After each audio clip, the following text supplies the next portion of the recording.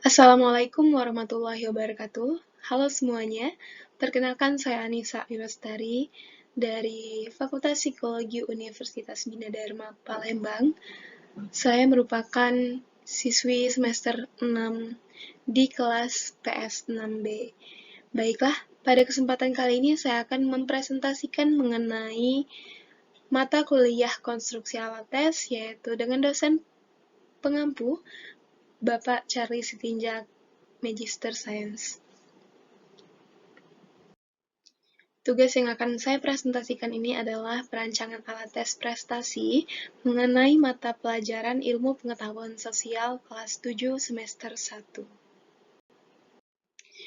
Materi ilmu pengetahuan sosial kelas 7 semester 1 ini saya ambil dari buku panduan siswa kurikulum 2013. Dengan topiknya ada dua, yaitu manusia, tempat, dan lingkungan, dan juga interaksi sosial dan lembaga sosial. Dengan rentang usia 12-13 tahun, di mana rentang usia ini adalah rata-rata anak kelas 7 SMP. Tujuan alat ukurnya adalah dengan melihat fungsi tes, yaitu fungsi sumatif dengan desain tes, menentukan nilai akhir program semester 1 kelas 7 dengan luas kawasan ukur mewakili keseluruhan materi yang diajarkan atau representatif dari keseluruhan materi, dan juga tingkat kesukaran tesnya berbagai macam variasi. Item yang akan saya buat di sini adalah 30 item, di mana pilihan ganda sebanyak 25 item dan 5 item esai, dengan waktu pengerjaan tes 65 menit. Untuk pilihan ganda itu sekitar 40 menit atau sekitar 1,6 menit per itemnya, dan esai saya berikan waktu 25 menit atau 5 menit per itemnya. Penguraian isi materi dari kedua topik tadi dibagi menjadi 9 uraian isi materi, yaitu yang pertama pengertian ruang dan interaksi antar ruang dengan bobot 9%, letak dan luas Indonesia dengan bobot 14%, potensi sumber daya alam dan kemaritiman Indonesia dengan bobot 14%, dinamika kependudukan Indonesia dengan bobot 14%, materi kondisi alam Indonesia bobotnya 11%, perubahan akibat interaksi antar ruang bobotnya 9%, materi interaksi sosial bobotnya 9%, materi pengaruh interaksi sosial terhadap pembentukan lembaga sosial bobotnya 9%, dan materi lembaga sosial bobotnya 11% dengan total 100%. Selanjutnya tabel spesifikasi, di mana komponen perilaku yang dinilai itu adalah knowledge, comprehension, application, dan analyze. Bisa dilihat di sini bahwa kebanyakan dari materi yang diujikan lebih besar adalah pada knowledge, di mana perbandingannya knowledge sebesar 35%, comprehension 32%, application hanya 3%, dan analyze 30%, dengan total 100%. Tipe item yang saya gunakan dalam alat tes ini adalah pilihan ganda dan esai. Mengapa saya memilih pilihan ganda? Karena lingkup materi yang diujikan luas, tidak memungkinkan peserta tes untuk mengemukakan hal-hal yang tidak berkaitan dengan pertanyaan, terstruktur dan petunjuknya jelas, kemudian pemeriksaan jawaban lebih efisien, dan tingkat reliabilitasnya lebih tinggi. Dan saya memilih esai karena memiliki kelebihan, yaitu item relatif mudah dibuat, peserta didik dapat mengorganisasikan jawaban dengan pendapatnya sendiri, dan jawaban diungkapkan dalam kata-kata dan kalimat sendiri, sehingga tes ini dapat digunakan untuk melatih penyusunan kalimat dengan bahasa yang benar, baik, dan cepat bagi peserta didik. Ini adalah contoh soal yang saya buat. Untuk pilihan gandanya, saya menggunakan 4 option, yaitu pilihan A, B, C, dan D. Ini adalah item-item mengenai materi pengertian ruang dan interaksi antar ruang.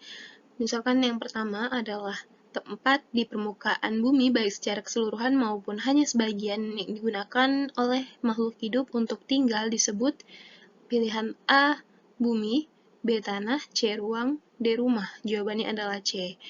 Mengapa di sini masuk dalam komponen perilaku pengetahuan? Karena pada item ini hanya diperintahkan untuk memilih atau menyebutkan suatu istilah dari pernyataan tersebut dengan bobot 3%.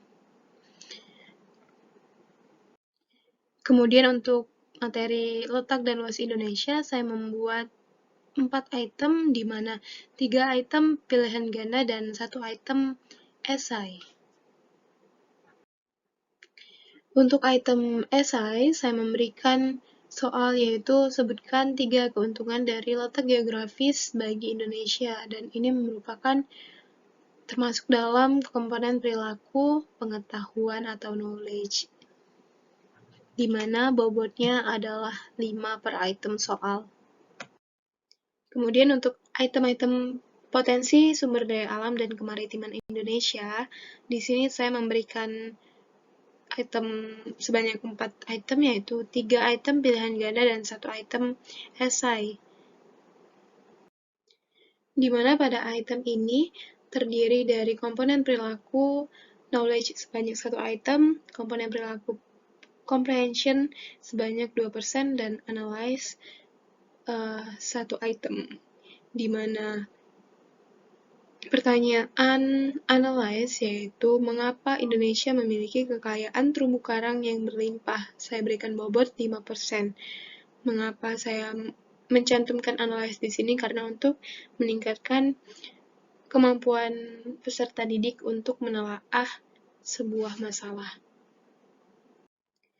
Kemudian materi dinamika kependudukan Indonesia, saya memberikan item sebanyak 4 item, yaitu terdiri dari 2 item dengan komponen perilaku knowledge, 1 item pemahaman, dan 1 item analyze.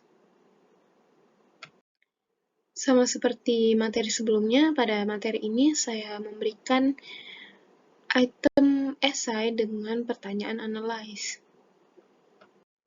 Pada item kondisi alam Indonesia, saya memberikan 3 item yang terdiri dari 2 item pilihan ganda dan 1 item esai, di mana esainya saya berikan komponen perilaku pemahaman untuk esai, yaitu dengan soal sebutkan 3 perbedaan karakteristik flora Indonesia bagian barat dan Indonesia bagian timur.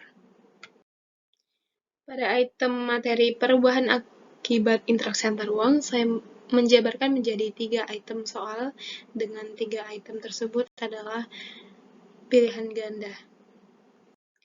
Kemudian pada topik selanjutnya, yaitu ada materi interaksi sosial, saya berikan 3 item soal dengan item tipe pilihan ganda.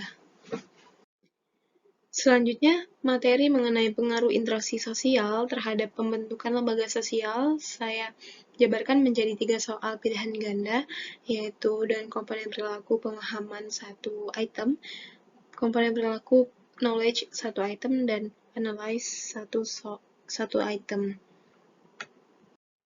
Materi yang terakhir adalah lembaga sosial, saya memberikan 3 item di sini, yaitu terdiri dari 2 item pilihan ganda dan 1 item esai. Di mana pada item esainya saya memberikan komponen perilaku analyze, yaitu dengan pertanyaan bagaimanakah fungsi lembaga sosial secara umum, dengan bobot 5%. Kemudian cara penilaian dengan perbandingan bobot item 75% pilihan ganda dan 25% esai, di mana skor per item soalnya pilihan ganda itu 3 dan esai diberikan nilai 5. Kemudian nilai maksimum keseluruhan item apabila menjawab benar semua pilihan ganda diberikan nilai 75 dan esai diberikan nilai 25. Untuk penilaian item tipe pilihan ganda, yaitu skor yang didapat per skor maksimum dikali 75. Kemudian penilaian item tipe esai, skor yang didapat per skor maksimum dikali 25. Untuk mengurangi kecurangan pada pengerjaan tes, saya memberikan cara scoring dengan pengurangan skor, di mana rumusnya yaitu X sama dengan B. Banyaknya item yang dijawab dengan benar dikurang banyaknya item yang dijawab salah per banyaknya pilihan jawaban dikurang 1. 1 itu adalah nilai mutlak. Untuk kriteria penilaian di sini saya menggunakan rentang skor 0 sampai 100%, di mana dikelompokkan dalam 10 rentang skor atau nilai yang terkecil di sini diberikan huruf D dan nilai terbesar di sini diberikan huruf A. Untuk kriteria penilaian ini saya ambil dari sumber internet, yaitu ini adalah rata-rata untuk penilaian SD, SMP, dan SMA. Sekian presentasi dari saya. Apabila ada salah kata, saya mohon maaf. Semoga bermanfaat bagi kita semua. Saya akhiri. Wassalamualaikum warahmatullahi wabarakatuh.